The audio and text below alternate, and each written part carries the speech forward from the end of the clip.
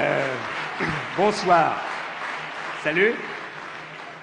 Salut, là, le petit, là. Ça va? Toi, là, oui. Ok, bonsoir.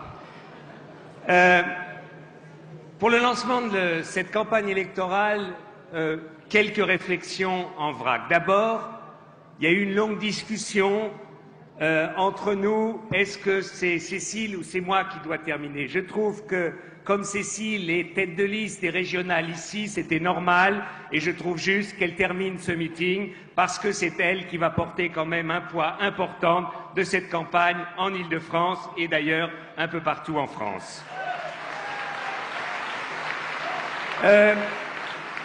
Je voudrais simplement, et tout à l'heure c'est José qui avait parlé des grenouilles et des bœufs, alors je ne voudrais pas qu'on fasse un mouvement de grenouilles, mais quand même je crois que sa réflexion était une réflexion juste. C'est-à-dire que dans l'euphorie de meeting, dans l'euphorie de campagne, on arrive à rêver. On arrive à rêver et après ce que nous avons tous vécu aux européennes, on se dit pourquoi pas. Imaginons que nous dépassions le PS, imaginons que nous dépassions l'UNP, etc., etc. Il n'est pas interdit de rêver, mais en même temps, il faut avoir les pieds sur terre. Imaginez qu'on fasse 15, 16, 17 ou qu'on fasse en Île-de-France 19% et que le PS fasse 21%, on ne va pas quand même dire qu'on a perdu parce qu'on n'a fait que 19% en Île-de-France.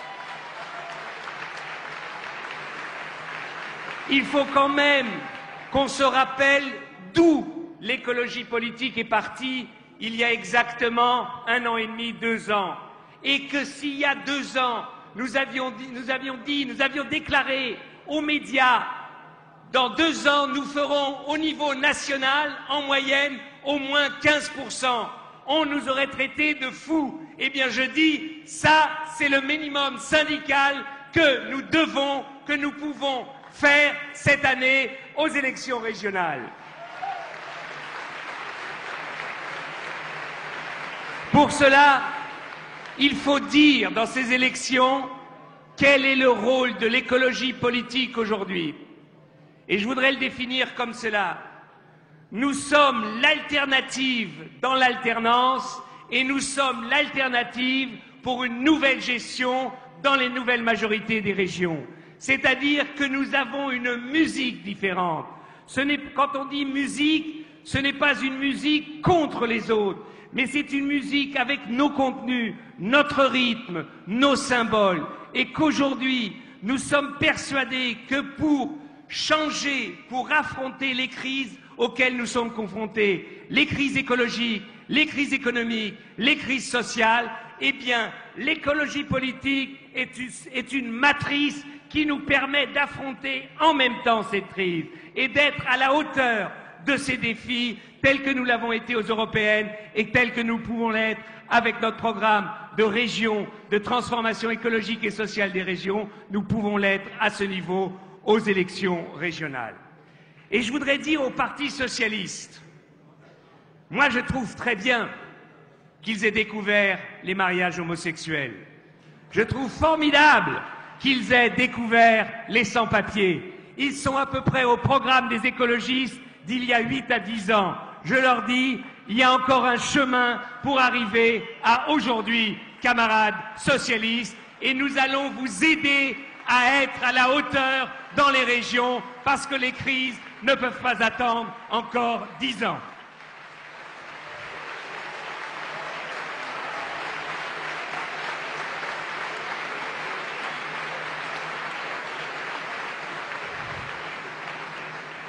Je voudrais dire à l'UMP, le coup de Sarko, de découvrir avant une élection toujours un ennemi idéal. Avant les présidentielles, ça a été tout d'un coup 68.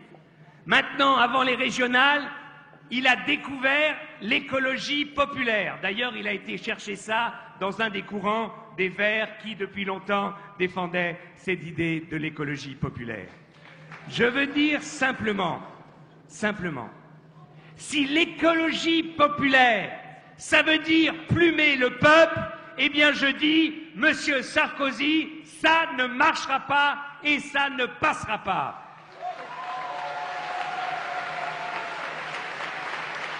Il y a quand même quelque chose d'incroyable. Et nous l'avons vu dans tous les débats sur la contribution climat-énergie. Pourquoi ça n'a pas marché?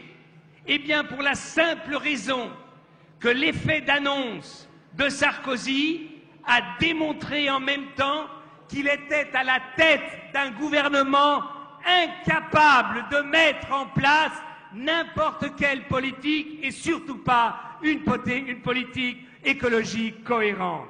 La preuve, c'est que non seulement sa taxe carbone a été retoquée, mais en même temps, il a réussi à ce que plus personne ne comprenne de quoi il s'agit. Alors, un tout petit conseil à Nicolas. Un tout petit conseil. Reprends la proposition de Michel Rocard, qui était un bon compromis pour la société française.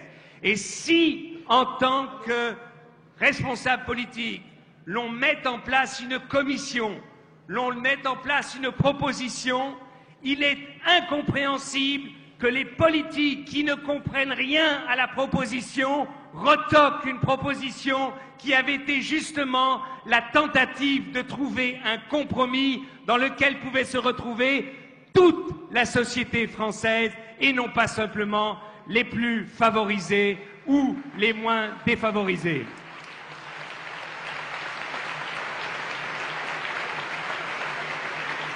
Et j'en arrive à notre stratégie pour les élections régionales.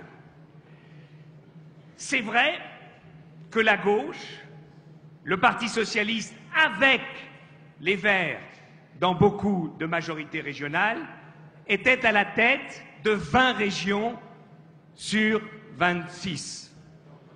22, ça dépend comment les territoires d'outre-mer. Je dis simplement, est-ce que vous l'avez remarqué? Non. Le Parti socialiste, avec des présidents de régions socialistes, a été incapable de mettre sur pied une politique de cohérence de toutes les régions ensemble pour être un contre-pouvoir à la politique de désolidarisation de l'UMP.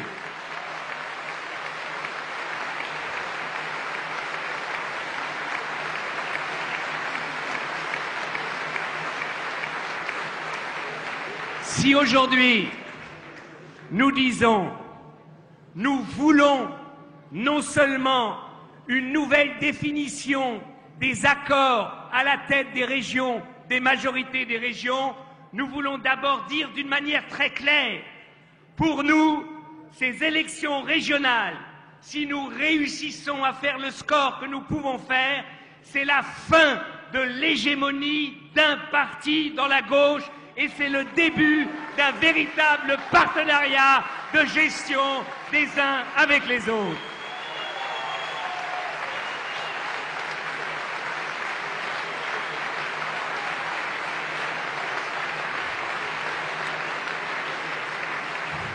Et nous disons, quand nous relevons le défi pour essayer de gagner des présidences de région, il ne s'agit pas d'opposer un baron à une baronesse. Nous voulons, comme l'a dit Philippe Mérieux, comme l'ont dit beaucoup d'autres avant moi, nous voulons développer une nouvelle culture de gouvernance. Nous voulons aujourd'hui démontrer qu'on n'a pas besoin de gouverner une région comme Sarkozy gouverne la France.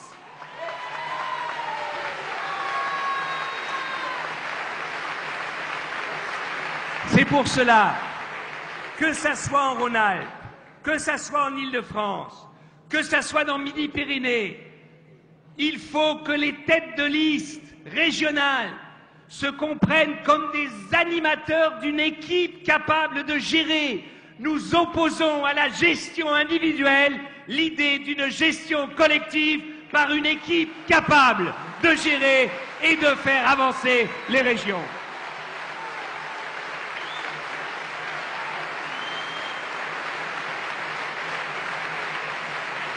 Et quand on nous dit « Oui, mais vos listes régionales, c'est peut-être simplement des castings intelligents », d'abord je dis « Merci, au moins on est intelligent. C'est en politique, c'est déjà pas mal, vu par les temps qui courent. » Mais deuxièmement, Augustin Legrand, s'il est sur la liste, pourquoi nous le prenons sur la liste?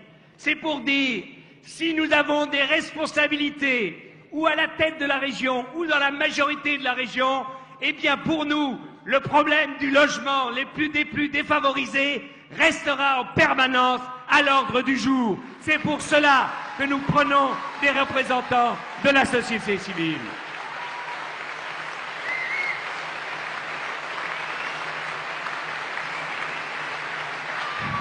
Et je voudrais terminer sur une idée très simple.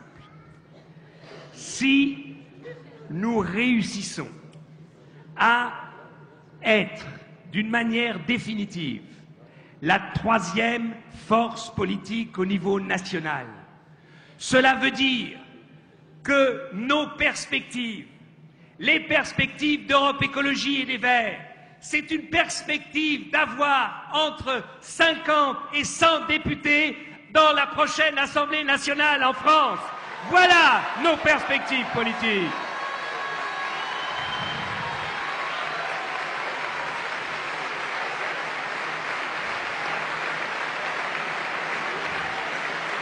Quand un parti politique fait au niveau national entre 20 et 23%, et un autre parti entre 15 et 18%, faites le calcul, ça ne peut pas continuer que l'un a plus de 200 députés et l'autre parti que 5 députés. C'est une logique économique des socialistes qui nous a amenés dans l'économie toujours à aller dans le mur. Parce que ça ne fonctionne pas comme ça. Donc, disons les choses très claires. Ces régionales, pour nous, sont un défi régional et national. Nous travaillerons après les régionales que les régions soient un contre-pouvoir social, écologique et culturel à la politique de l'UMP au niveau national. Nous pouvons forcer l'UMP à une cohabitation que l'UMP détestera. Cela dépend de notre capacité de coordonner nos politiques régionales. Ne pensons pas seulement la région, mais pensons la région comme le moteur d'un changement que si nous nous mettons tous dans la même dynamique, dans toutes les régions où il y aura une majorité avec Europe Écologie, eh bien, la donne politique au niveau national sera complètement changée.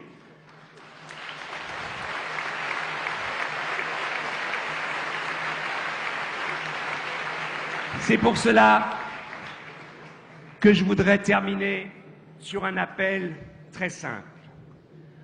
Nous avons notre destin en main.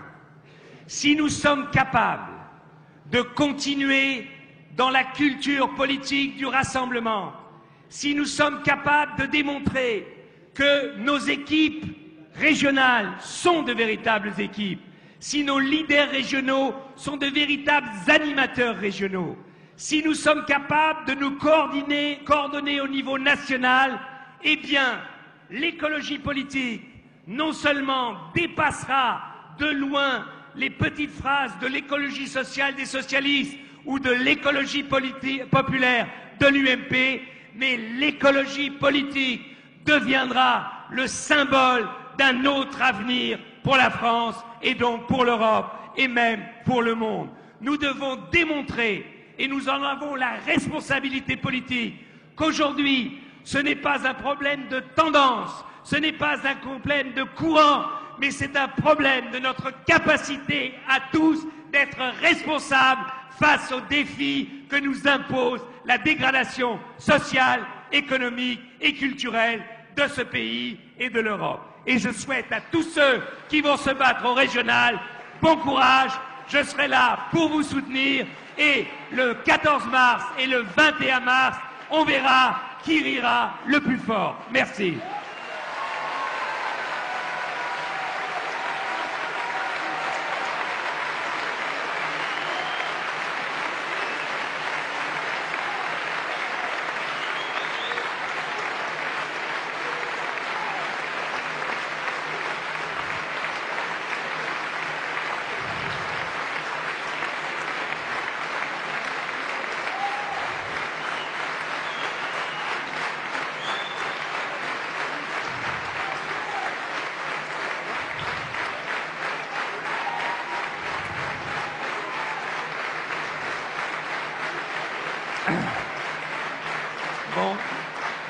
Deux choses.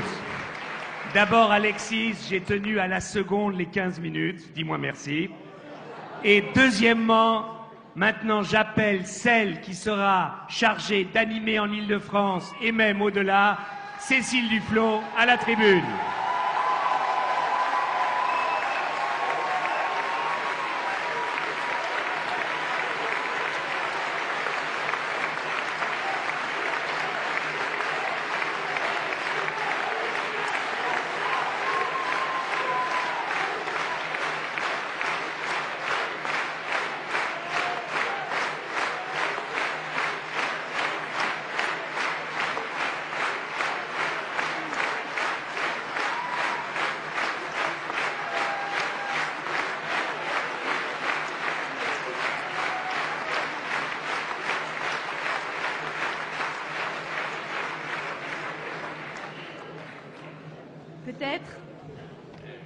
Peut-être qu'il y en a quelques-uns ou quelques-unes parmi vous qui s'en souviennent. J'avais dit au moment des européennes qu'on serait tellement bien ensemble qu'on n'aurait pas envie de se quitter. Non seulement on ne s'est pas quitté, mais on est aujourd'hui, et je peux le dire à nouveau, l'aventure ne fait que commencer.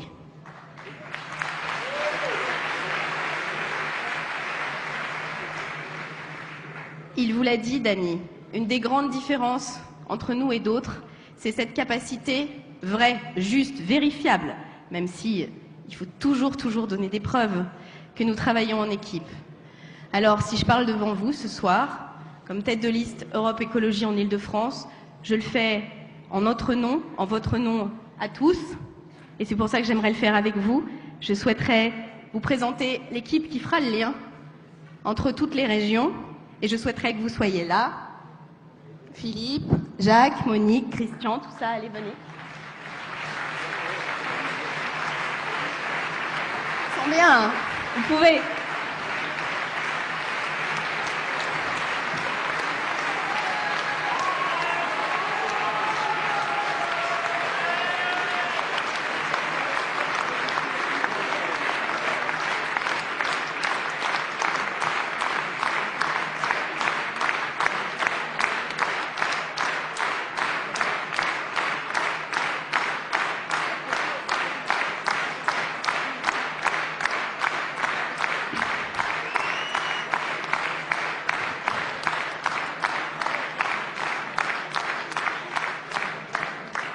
Alors pour commencer, je voudrais, comme d'autres, remercier Dominique pour son accueil ici à Montreuil.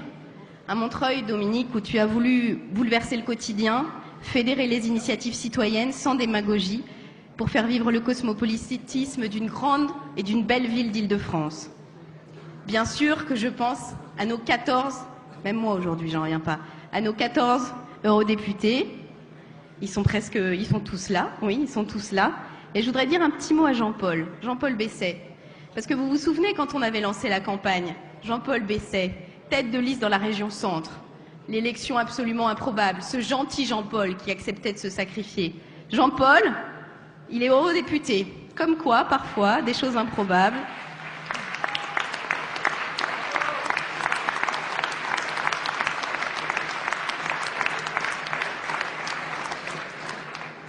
Je pense aussi à tous ceux qui disent que les écologistes ne gèrent pas, que bien sûr c'est le contraire. J'ai parlé de Montreuil, mais j'aurais pu parler de Noël ma mère, à Bègles.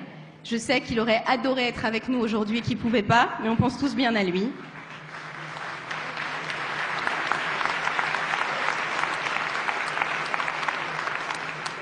À Stéphane Gatignon, à Sevran, Jean-François Caron, à Los-Angeles, Dany Dittmann à Manspache, Jacques Bouteau à Paris, Jacques Muller à Wattwiller, Jean-Marc Brulé à Cesson, Daniel Breuillet à Arcueil.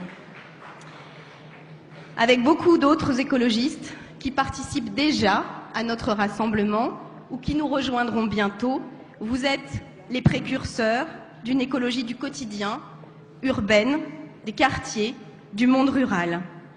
Vous démontrez, nous démontrons, avec conviction et sérieux et enthousiasme, que l'écologie est un projet pour tous et toutes, que l'écologie s'intéresse à tout et qu'elle agit au plus près pour chacun. Nous sommes porteurs d'un double message. Il nous faut rappeler que l'écologie est une vision du monde cohérente, globale et construite. À force d'entendre depuis 20 ans le même constat de la fin des idéologies, on a presque failli se laisser convaincre que c'était aussi la mort des idées. Alors, nous démontrons que pour penser global, il faut savoir agir local, être capable de voir le monde dans sa complexité, dans ses difficultés, pour les traduire par des solutions concrètes dans la réalité des territoires. De la commission développement avec Eva aux élus d'arrondissement, vous nous dites, vous démontrez que l'écologie, c'est maintenant. Partout dans le monde, les écologistes sont en marche.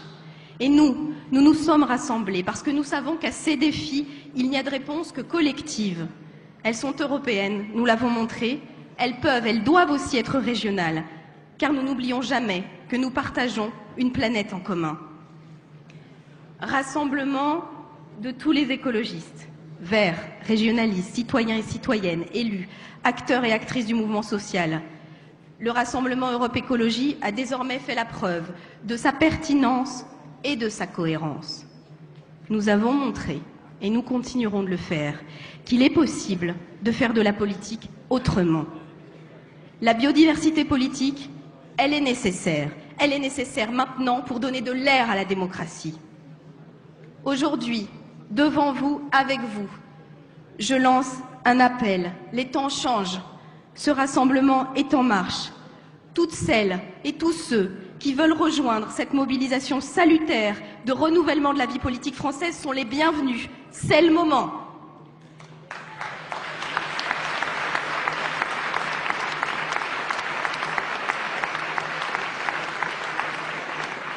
Vous avez vu tout au long de cet après-midi se succéder une formidable diversité de parcours et d'expériences qui font la force et l'audace de notre rassemblement.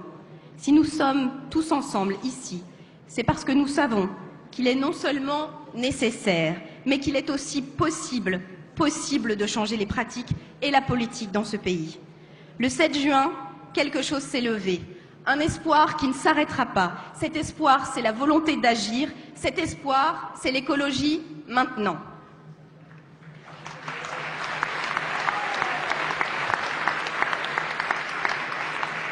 Toujours plus facile à dire depuis ailleurs que depuis une tribune, mais disons-le quand même.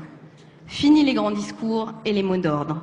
Fini les vrais faux tours de magie pour sortir au dernier moment la solution miracle de son chapeau. Fini les discours sans suite. Il est temps d'écouter et de rassembler les citoyennes et les citoyens qui, dans leurs actions, dans leur vie, jour après jour, patiemment et passionnément, inventent un monde nouveau. S'ils sont avec nous aujourd'hui, c'est parce qu'ils savent que pour aller au bout de leur démarche, au bout de leur action, ils doivent prendre le parti de la politique. Augustin était convaincu qu'on ne pouvait laisser passer un hiver de plus à Paris en ignorant ceux qui toute l'année et même en été dorment dehors. Avec nous, son cœur et sa conviction sont la garantie que jamais nous n'abandonnerons l'idée de donner un toit à tous. Laurence Wiśniewski, elle aurait pu, elle est où? Elle est là. Elle aurait pu choisir de poursuivre la carrière convenue et reconnue d'une grande magistrate, avec tous les honneurs. Elle a choisi de faire vivre la justice, sans complaisance avec les puissants. Hors du champ balisé de son univers professionnel, elle veut aujourd'hui mettre au cœur de l'action et de l'espace public la garantie d'intégrité, de transparence et d'exemplarité. Philippe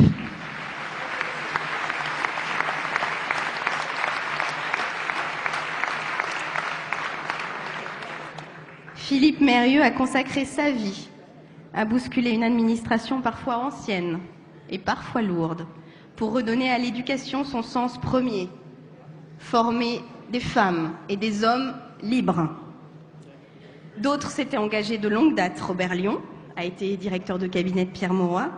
Stéphane Gatignon était un jeune maire qui tentait de réinventer le communisme. Quant à Éric Loiselet, lui, il essayait d'essaimer l'écologie au Parti socialiste. Leurs convictions profondes les ont amenés à changer et à ouvrir avec nous, avec vous, une nouvelle voie. Nos valeurs, nos combats, notre vision du monde les ont amenés à se rassembler par-delà les différences, voire même les divergences d'hier.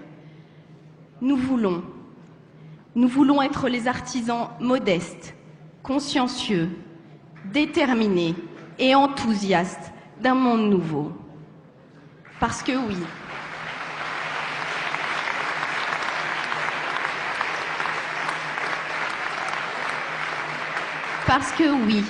prendre le parti de la politique, aujourd'hui, en ce début de XXIe siècle, cela a encore un sens. En Europe, en France surtout, on souffre depuis des années d'un mal démocratique qui progresse. On l'appelle l'abstentionnisme. Un sentiment monte de toutes parts, celui de l'impuissance publique, du renoncement et de son mauvais génie, l'hypercommunication.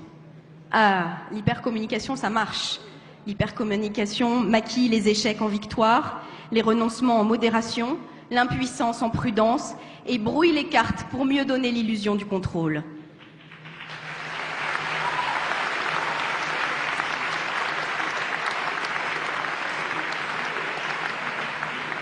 Dans le tourbillon actuel, tout est permis, tout est possible, on peut tout dire, tout et surtout au contraire. Et au bout du compte, rien ne bouge, ou alors empire.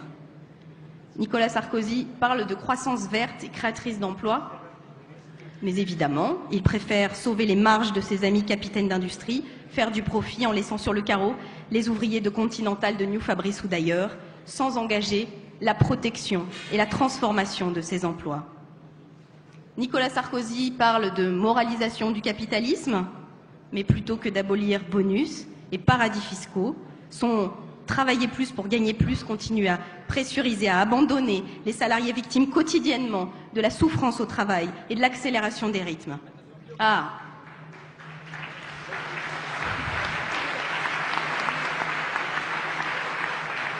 encore mieux, Nicolas Sarkozy nous a parlé du climat. Il devait, je vous le rappelle, sauver la planète tout seul, à Copenhague. Il nous parlait de justice, de solidarité et d'environnement avec des trémolos dans la voix.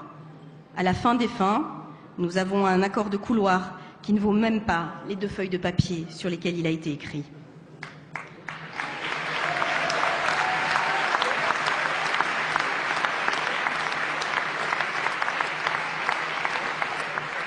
Soyons réalistes. Le temps n'est pas aux gesticulations de l'élection présidentielle et de son bal des prétendants qui fatigue tout le monde. Il s'agit de savoir comment nous allons gouverner, comment nous allons construire des régions impartiales au service de toutes et tous. Oui, nous avons et nous aurons peut-être plus que d'autres la responsabilité de préparer une alternative pour 2012. Mais nous n'attendons pas. Nous avons la possibilité de prendre les choses maintenant, en main, dans nos régions. Pour nous, l'écologie, c'est maintenant.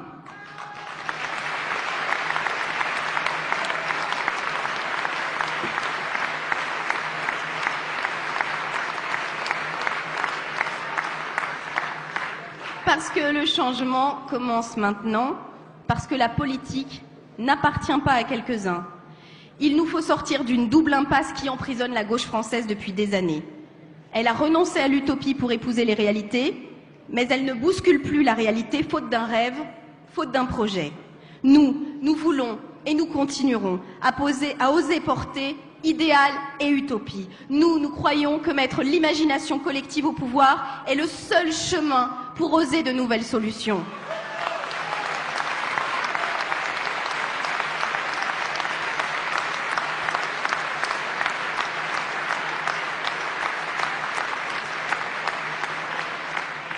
Il n'était pas nôtre, mais nous n'en avons pas fait le deuil de ce beau slogan, de ce juste slogan « Changer la vie ». Il plaît à Dominique Voynet. Nos réponses parlent de qualité, pas de quantité. C'est la qualité de vie qui nous importe. Mieux produire, mieux consommer, mieux travailler pour vivre mieux.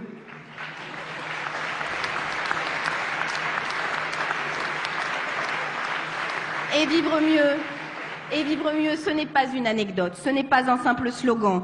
C'est la revendication pour chacune et chacun à son droit au bonheur, à reprendre le pouvoir sur sa vie, sur son travail sur son quotidien.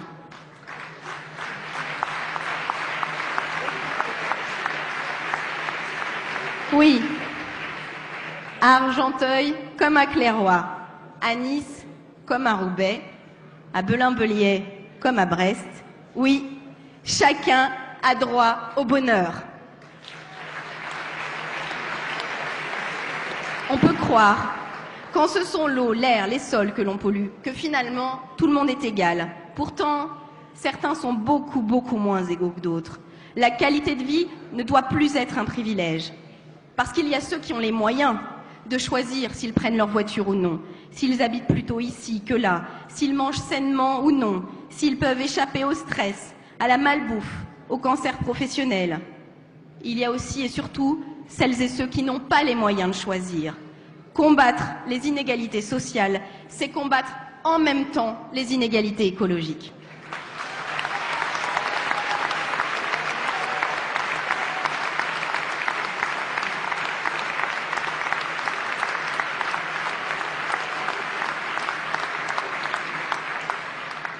Oui, nous avons les mêmes valeurs et parfois les mêmes idées.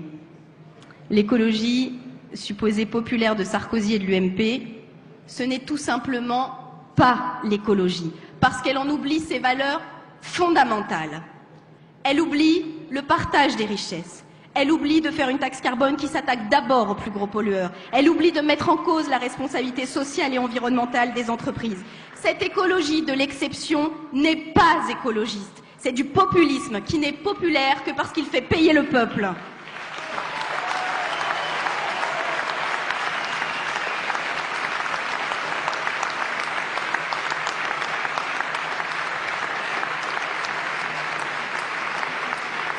Ah, oui, mais il y a l'écologie sociale du Parti socialiste, me répondrez-vous.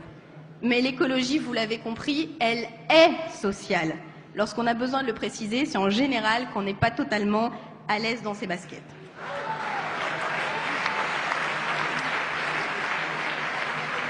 Nous ne voulons pas un projet, nous voulons un projet politique qui ne soit pas affadi.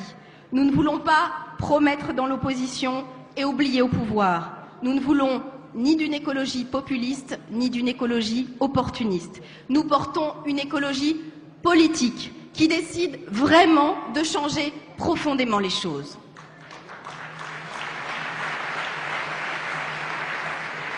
Soyons lucides, je ne suis pas certaine qu'on résoudra les crises avec les politiques qui les ont provoquées.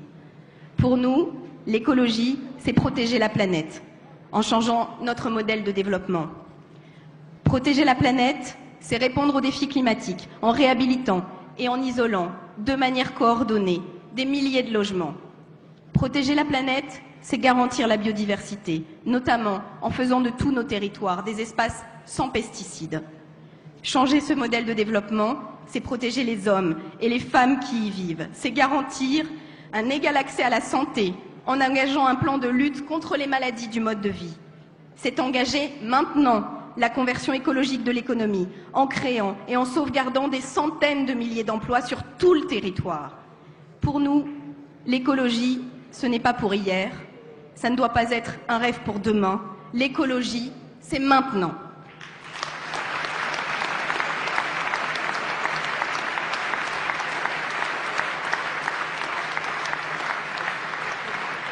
Vous me permettrez pour un instant de reprendre un exemple dans une région que j'aime bien, qui est la mienne, qui est la région francilienne. Oui, nous nous battrons pour mettre en place en Île-de-France une carte transport à tarif unique sur l'ensemble de la région pour ses 11 millions d'habitants.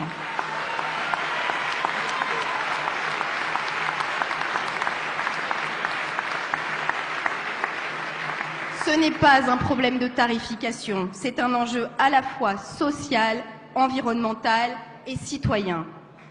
Un enjeu environnemental, parce qu'il invite à privilégier les transports collectifs, libérant ainsi les prisonniers de l'automobile, qui calculent toujours entre transports en commun et voitures et finissent immanquablement prisonniers de ce grand parking à ciel ouvert que sont devenues nos routes en Île-de-France. C'est un enjeu social, parce qu'il est temps de cesser de faire payer plus à ceux qui ont le moins, que les transports ne coûtent pas plus cher à ceux qui en ont le plus faible accès. c'est surtout un enjeu citoyen.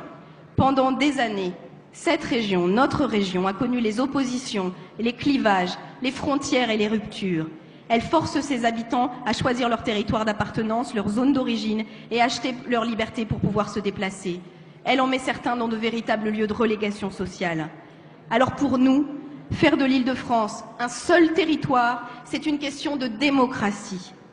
Sûrement,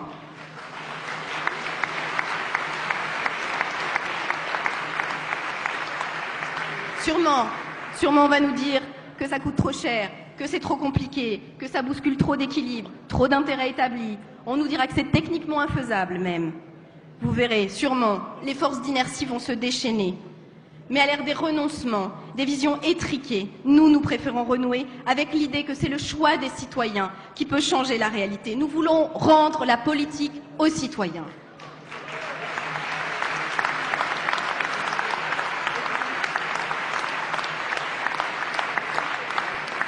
Il n'y aura de transformation écologique de la société, de conversion écologique de notre économie et de nos territoires que si tous et toutes peuvent s'approprier vraiment ce projet ambitieux. Il n'y aura de changement que si nous gouvernons autrement. Et nous y sommes prêts.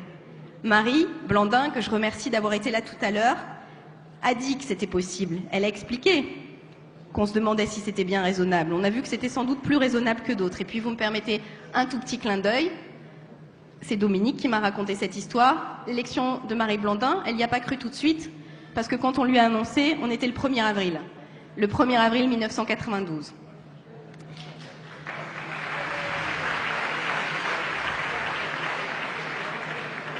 Alors, vous me permettrez un clin d'œil personnel. Je vous promets, je vous jure, c'est juré d'Annie, on ne sera qu'une équipe qui dirigera l'Île-de-France. Mais le 1er avril, c'est juste mon clin d'œil. C'est aussi mon anniversaire. Vous verrez que ce ne sera pas une blague.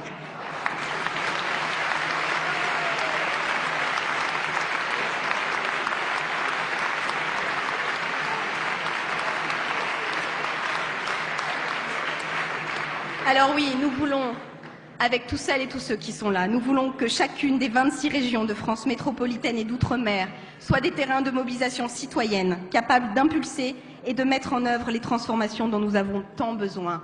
Oui, nous voulons maintenant rendre la politique aux citoyens et aux citoyennes, remettre le bien commun, dans le sens le plus noble du terme, au cœur des politiques publiques. C'est bien d'un changement radical de nos habitudes qu'il s'agit. Cette mobilisation, elle commencera dans les urnes le 14 mars. Elle continuera le 21. Nous sommes ici, je suis ici, avec vous, porteurs d'un projet partagé, d'un projet de transformation, d'un projet d'espoir, d'un projet qui veut rendre la parole, d'un projet qui ne se résigne pas. Il est temps maintenant, et c'est possible, c'est à portée de la main. Faites-vous entendre, faites-le savoir, disons-le ensemble. L'écologie, oui, c'est maintenant.